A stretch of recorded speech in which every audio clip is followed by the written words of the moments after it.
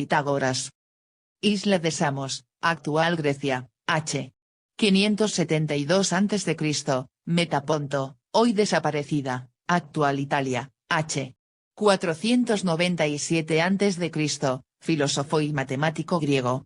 Aunque su nombre se haya vinculado al teorema de Pitágoras y la escuela por él fundada dio un importante impulso al desarrollo de las matemáticas en la antigua Grecia, la relevancia de Pitágoras alcanza también el ámbito de la historia de las ideas. Su pensamiento, teñido todavía del misticismo y del esoterismo de las antiguas religiones mistéricas y orientales, inauguró una serie de temas y motivos que, a través de Platón, dejarían una profunda impronta en la tradición occidental. Pitágoras. Se tienen pocas noticias de la biografía de Pitágoras que puedan considerarse fidedignas, ya que su condición de fundador de una secta religiosa propició la temprana aparición de una tradición legendaria en torno a su persona. Parece seguro que fue hijo del mercader Nesarco y que la primera parte de su vida transcurrió en la isla de Samos, que probablemente abandonó unos años antes de la ejecución del tirano Polícrates, en el 522 a.C. Es posible que viajara entonces a Mileto, para visitar luego Fenicia y Egipto. En este último país, cuna del conocimiento esotérico, Pitágoras podría haber estudiado los misterios, así como geometría y astronomía.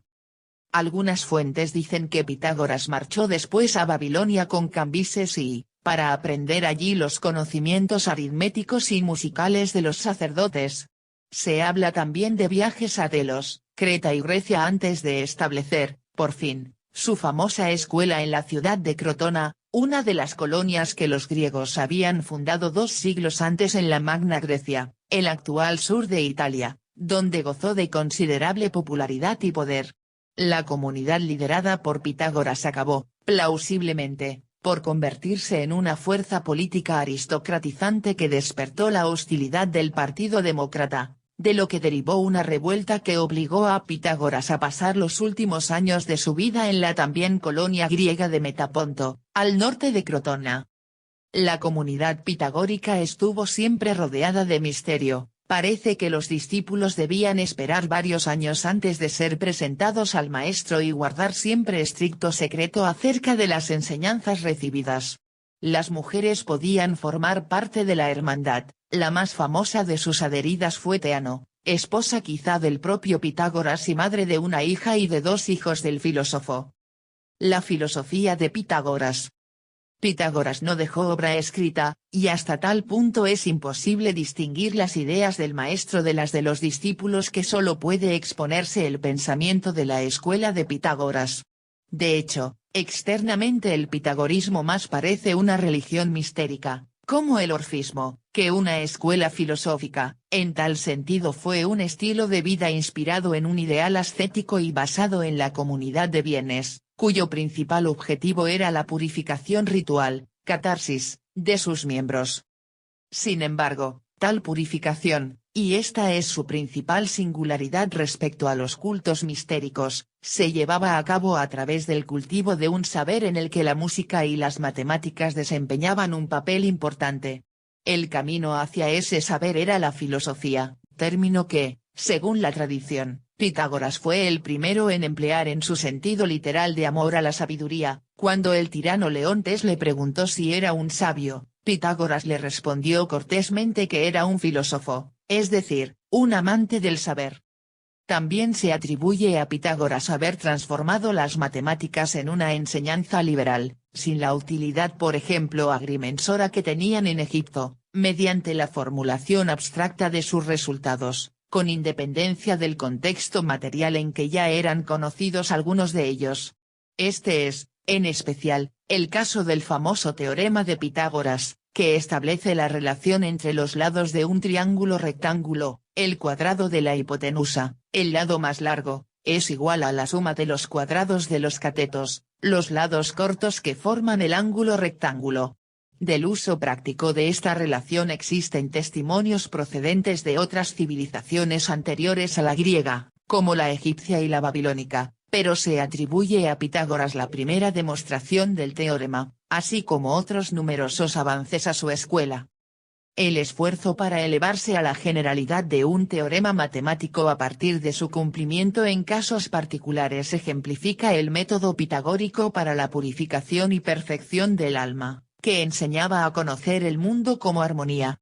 En virtud de esta, el universo era un cosmos, es decir, un conjunto ordenado en el que los cuerpos celestes guardaban una disposición armónica que hacía que sus distancias estuvieran entre sí en proporciones similares a las correspondientes a los intervalos de la octava musical. Las esferas celestes, al girar, producían la llamada música de las esferas, inaudible al oído humano por ser permanente y perpetua. En un sentido sensible, la armonía era musical, pero su naturaleza inteligible era de tipo numérico, y si todo era armonía, el número resultaba ser la clave de todas las cosas. Mientras casi todos sus predecesores y coetáneos, desde los filósofos milesios tales, Anaximandro y Anaxímenes hasta Heráclito y los eleatas Genófanes y Parménides, buscaban el arjeo principio constitutivo de las cosas en sustancias físicas, el agua, el aire, el fuego, la tierra. Los pitagóricos vieron tal principio en el número. Las leyes y proporciones numéricas rigen los fenómenos naturales, revelando el orden y la armonía que impera en el cosmos. Solo con el descubrimiento de tales leyes y proporciones llegamos a un conocimiento exacto y verdadero de las cosas. La voluntad unitaria de la doctrina pitagórica quedaba plasmada en la relación que establecía entre el orden cósmico y el moral. Para los pitagóricos, el hombre era también un verdadero microcosmos en el que el alma aparecía como la armonía del cuerpo.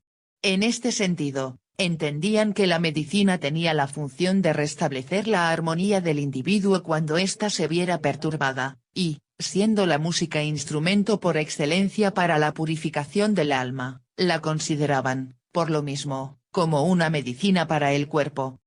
La santidad predicada por Pitágoras implicaba toda una serie de normas higiénicas basadas en tabúes como la prohibición de consumir animales, que parece haber estado directamente relacionada con la creencia en la transmigración de las almas. Se dice que el propio Pitágoras declaró ser hijo de Hermes, y que sus discípulos lo consideraban una encarnación de Apolo.